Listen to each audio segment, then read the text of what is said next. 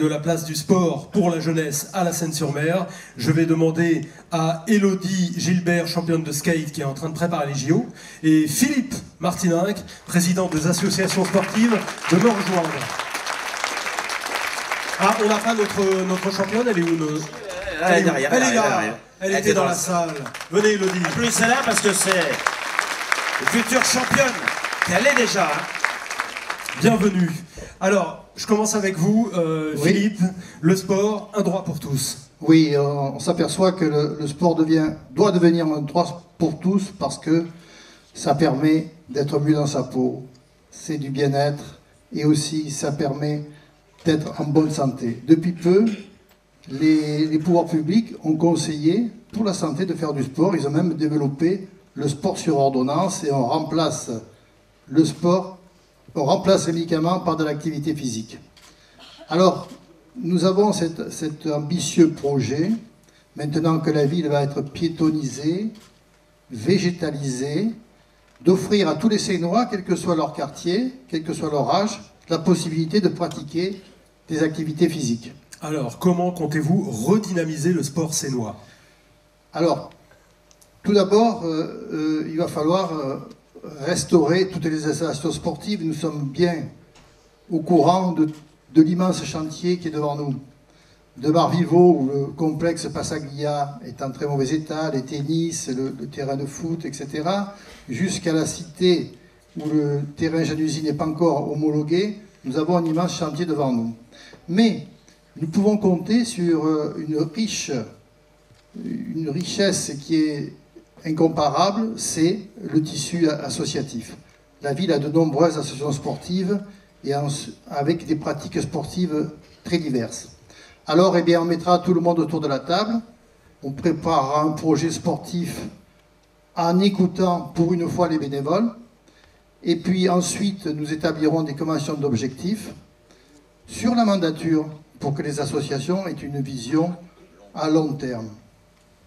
Et enfin, surtout, pour les aider, nous pensons créer la fameuse maison des associations, souvent promise mais jamais réalisée. Elle offrira des moyens indispensables aux associations, des salles de réunion, des salles de réception, des bureaux, un secrétariat, du personnel qui pourra les aider dans leurs tâches administratives. Ce sera une façon aussi de mutualiser les moyens. Et puis, il faut rénover les installations sportives. Rénover les installations, je viens de l'évoquer, c'est un immense chantier de la piste d'athlétisme à Scaglia qui est en difficulté, le complexe Barban où le cours couvert est fermé depuis 4 ans, un travail immense de rénovation, mais nous connaissons bien le dossier et nous allons nous y atteler avec des subventions. Et pour Élodie, alors, qu'est-ce que vous faites?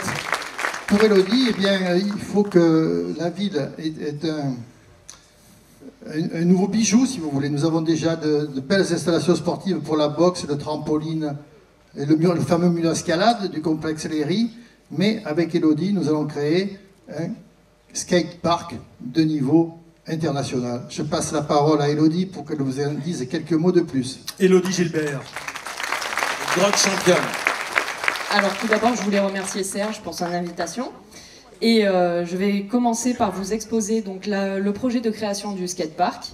Donc du coup, comme vous avez pu le voir, je suis championne de skate. Et je vais d'abord vous parler de mon expérience. En fait, quand j'ai commencé, il y avait très peu d'infrastructures. Il y avait hier la garde et c'est tout. Et à l'heure actuelle, comme le disait Serge, la ville de la Seine est la 2e ville du Var.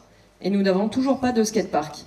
Nous avons un skatepark seulement à la Beaucaire et à la Ciotat, mais vous comprenez que pour des jeunes qui n'ont pas le permis ou qui se déplacent seulement en bus, c'est compliqué d'y aller.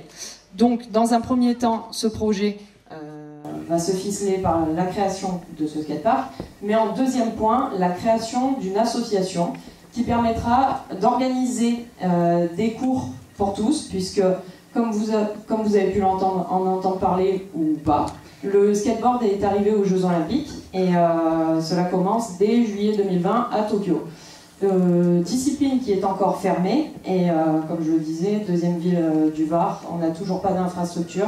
L'heure est grave, il est temps d'ouvrir cette discipline aux plus jeunes, aux moins jeunes, à tout le monde, de créer du lien social, de créer des manifestations sportives, des compétitions. Et je vais vous prendre pour exemple le Red Bull Ball Reaper à Marseille peut amener jusqu'à 2000 personnes. Et 2000 personnes qui viennent voir ce spectacle, c'est des jeunes qui auraient envie de pratiquer cette discipline. Ils vont la voir de plus en plus à la télé et ça va générer des envies. Voilà. Bravo.